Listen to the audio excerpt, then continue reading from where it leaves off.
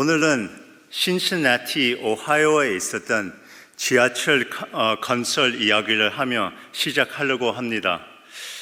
요한 집사님 오하이오에 오래 사셨기 때문에 아마 조금 헷갈릴 수 있습니다. 왜냐하면 신시내티에는 지하철이 없기 때문입니다. 1916년 신시내티는 활발히 성장하던 도시였습니다. 그래서 시 정부가 $600만 투자해 지하철을 만들기로 했습니다.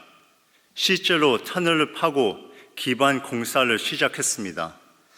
그런데 1차 세계대전이 터지고 전쟁 후에는 물가가 엄청나게 올랐습니다. 원래 예산이 $600만 실제로는 최소 $1200만 필요했습니다. 결국 시의회는 더 이상 진행하지 않기로 했습니다. 그래서 지금 신시내티에는 아무 역할도 못하는 빈 터널만 남게 되었습니다. 사람들이 신시내티에 터널을 떠올릴 때 이제는 끝까지 가지 못하고 멈춰버린 것이라고 생각합니다. 우리 삶에도 이런 일들이 있습니다. 처음에는 열심히 시작합니다. 새로운 관계를 세우고 영적 습관을 만들고 섬김을 시작할 때 큰 기대와 열정으로 출발합니다. 그런데 시간이 지나면서 예상치 못한 비용이 나타나면 멈춰버립니다. 그런데 그 비용은 단순히 돈이나 시간이 아닐 때가 많습니다. 우리를 멈추게 하는 진짜 비용은 내 편안함을 포기하는 것, 내 통제권을 내려놓아야 하는 것, 그리고 내가 가장 붙잡고 싶은 한 가지 혹은 한 사람을 하나님께 맡겨야 하는 것입니다. 올바른 길이 뭔지 알지만 그 대가 앞에서 멈추게 되는 것입니다. 오늘 본문에서도 야곱의 가정이 비슷한 상황에 놓여 있습니다. 1절에 보면 기근이 여전히 심각했습니다. 전에 애굽에서 가져온 양식은 이미 다 떨어져 다시 굶주리게 된 것입니다. 야곱은 살아남으려면 다시 애굽으로 가야 한다는 것을 알고 있었습니다. 하나님의 약속 안에서 그 가문이 계속 이어지려면 애굽으로 가야만 했습니다. 그런데 야곱은 어떻게 했습니까? 그는 순종하지만 완전하게 순종하지는 않습니다. 2절을 보면 아들들을 보내서 양식을 사오게 하지만 여전히 베냐민은 보내지 않겠다고 고집합니다. 야곱의 반응은 바로 반쪽짜리 순종입니다. 그는 가족이 살아남을 길을 분명히 알고 있었고 무엇이 필요한지도 분명히 알았습니다. 그러나 온전한 순종의 대가가 너무 커지자 그 자리에 멈춰버린 것입니다. 그의 마음속에는 결코 건드릴 수 없는 비협상적 조건이 있었는데 그것이 바로 베냐민이었습니다. 그는 순종하되 자기 조건 안에서만 순종하려 했습니다. 우리도 불순종을 단순히 하느님을 완전히 떠나는 것이라고 생각할 때가 많습니다. 그러나 사실 더 큰 영적 위험은 대놓고 반역하는 것이 아니라 반쪽짜리 순종입니다. 하느님의 사명을 알고 그 길을 따라가려고 하다가 어려움이 생기면 절반만 순종하는 것입니다. 예를 들면 제품을 살 때 따라오는 이용 약관, 영어로 Terms and Conditions을 보신 적 있을 겁니다. 아주 작은 글씨로 언제 어디서 사용할 수 있고 어떤 경우에는 사용할 수 없는지 적혀 있습니다.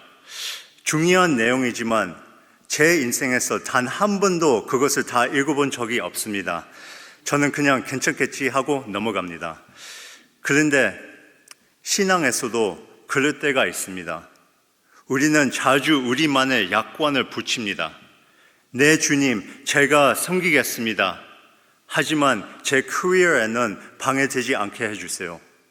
네, 주님, 제가 드리겠습니다.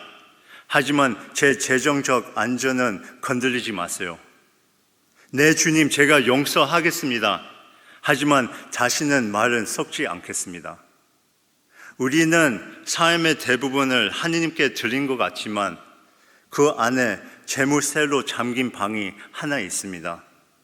거기에 우리의 가장 중요한 것을 두고 하느님께 말합니다. 주님, 뭐든 다 드리겠습니다. 하지만 이것만은 안 됩니다. 그래서 반쪽짜리 순종은 때로는 완전히 불순종보다 더 위험합니다. 그 이유는 완전한 반역은 정직합니다. 하느님과 내가 싸우고 있다는 걸 압니다. 그러나 반쪽 순종은 겉으로는 여전히 신앙적으로 보이기 때문에 속기 쉽습니다. 사실은 하느님께 순종하는 것이 아니라 내 비협상적 조건을 우상 삼아 예배하는 것입니다. 야곱을 보십시오. 유다는 아버지에게 분명히 말합니다. 온전한 순종의 대가는 벤야민을 보내는 것이라고요. 그러나 야곱은 하느님 앞에 회개하지 않고 아들들에게 탓을 돌립니다. 6절에 보면 너희가 어찌하여 다른 아우가 있다고 하여 나를 해롭게 하였느냐라고 합니다. 야곱은 벤야민을 놓을 수 없었기에 결국 자신을 돌아보기보다 아들들을 비난할 수밖에 없었던 것입니다. 결국 야곱의 반쪽 순종 때문에 온 가족은 꼼짝없이 멈춰섭니다. 벤야민을 보내지 않으니 애굽에 갈 수 없고 그 자리에 머무르면 굶어 죽게 되는 상황입니다. 그런데 바로 그때 한 목소리가 울려 나옵니다. 유다가 아버지에게 이렇게 말합니다. 8절에 아이를 나와 함께 보내시면 우리가 곧 가리니 그러면 우리와 아버지와 우리 어린 아이들이 다 살고 죽지 아니하리이다. 그리고 9절에서 놀라운 약속을 합니다. 내가 그를 위하여 담보가 되오리니 아버지께서 내 손에서 그를 찾으소서. 내가 만일 그를 아버지께 데려다가 아버지 앞에 두지 아니하면 내가 영원히 죄를 질리이다. 여기서 아버지 야곱과 아들 유다의 차이가 극명하게 드러납니다. 야곱의 마음은 거래적, transactional이었습니다. 이게 나에게 얼마나 비용이 될까? 내가 어떻게 지켜낼까? 그러나 유다의 마음은 달랐습니다. 유다는 거래적이 아니고 언약적, covenantal이었습니다. 그 대가가 무엇이든 내가 다 지겠다. 모든 책임은 내게 달려있다. 야곱은 고통을 피하려 남 탓을 했습니다. 그러나 유다는 스스로 고통을 떠안아 다른 사람을 살리려 했습니다. 야곱은 계산하며 자신을 지키려 했지만 유다는 자신을 내어주며 형제를 지키려 했습니다. 세상의 경제는 희소성의 경제입니다. 자원과 기회가 한정되어 있기 때문에 서로 경제하고 스스로를 보호해야 산다고 믿습니다.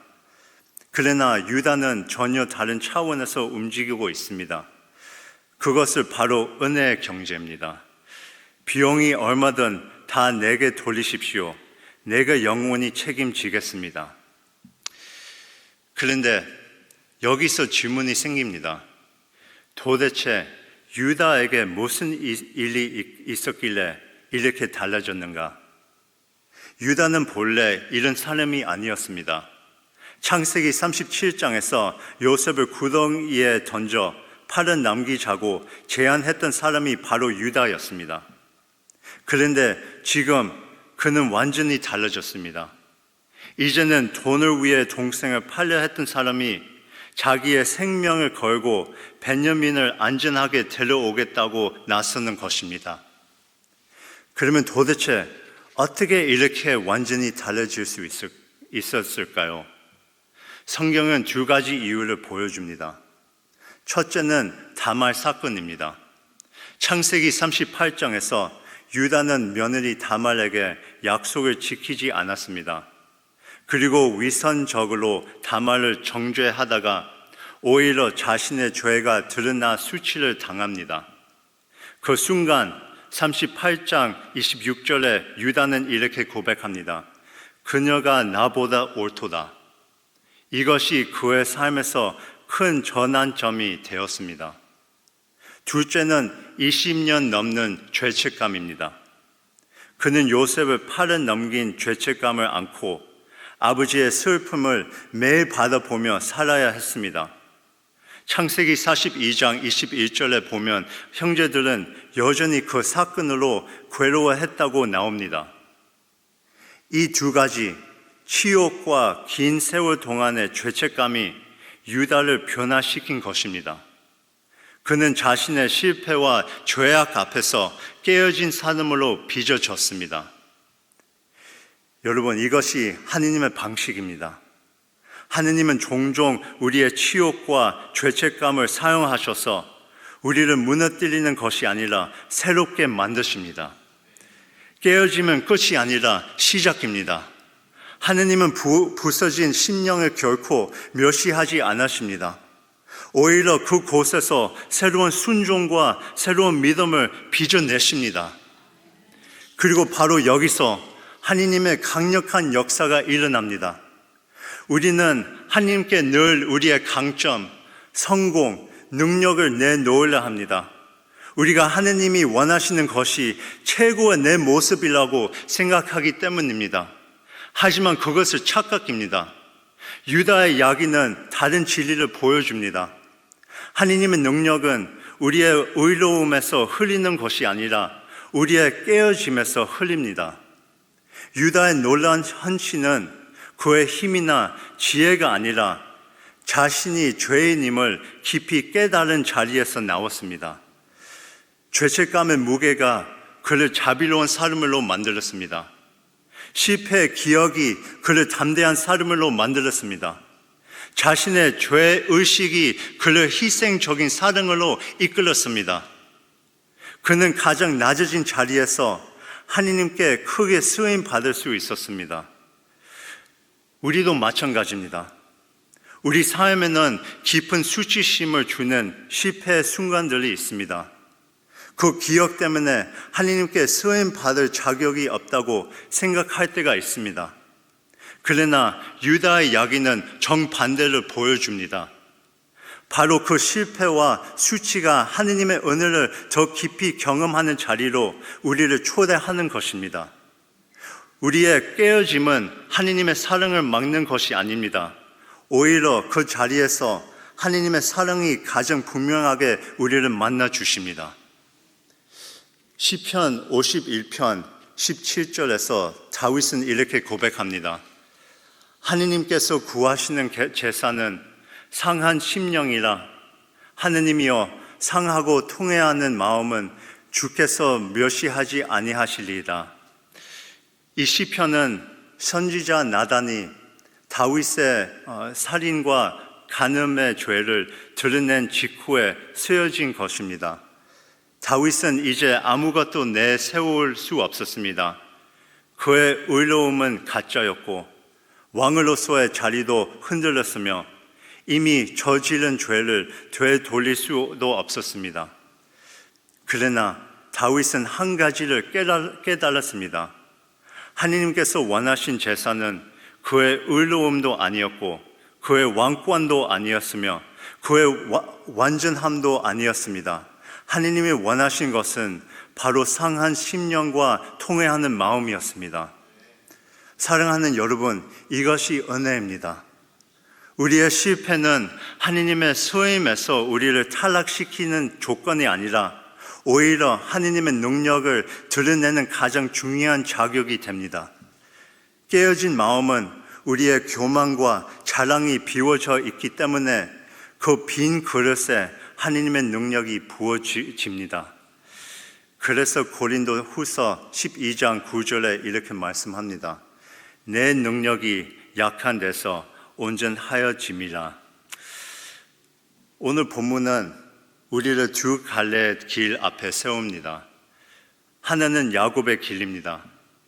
두려움으로 움켜쥐며 조건을 달고 반쪽 순종을 하다가 결국 공허와 굶주림으로 끝나는 길입니다. 하지만 다른 하나는 유다의 길입니다. 조건이 아니라 언약으로 서서 내가 모든 책임을 지겠다라고 말하며 깨어짐 속에서 다른 이들을 살리는 길입니다. 그러나 유다조차도 한계가 있었습니다. 그의 약속은 형제를 잠시 지킬 수 있었지만 영원한 죄책을 감당할 수 없었습니다. 영원한 죄책을 감당할 수 있는 분은 바로 예수 그리스도 한 분밖에 없습니다. 예수님은 내가 실패하면 책임지겠다라고 말씀하신 것이 아니라 실제로 우리의 죄와 수치를 다 짊어지셨습니다. 십자가에서 그 값을 내 계정에 넣으라고 하셨습니다. 그분은 죄를 모르셨지만 우리를 위하여 죄가 되셨습니다. 그러므로 오늘 우리의 선택은 분명합니다. 야곱처럼 두려움에 붙잡혀 반쪽 순종을 계속할 것입니까? 아니면 모든 것을 내어주신 예수님의 길을 따를 것입니까? 성도 여러분, 여러분의 실패를, 죄책감을 붙잡고 있던 벤야민을 주님께 내려놓으십시오. 그 손을 펴는 순간 이미 그 자리에 서 계신 그리스도를 만나게 될 것입니다. 그분 안에서 참된 생명과 자유와 온전한 순종을 경험하게 될 것입니다. 아멘.